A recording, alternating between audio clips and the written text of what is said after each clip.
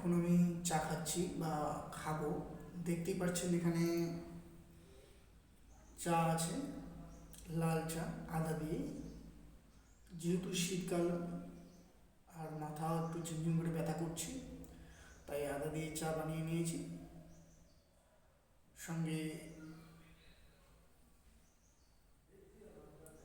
কটকটির ভালোবাসা থাকলো সবার জন্য।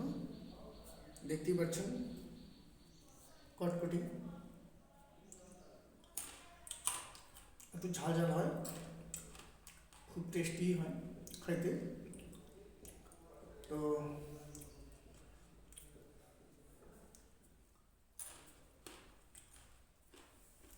ভালো থাকবেন,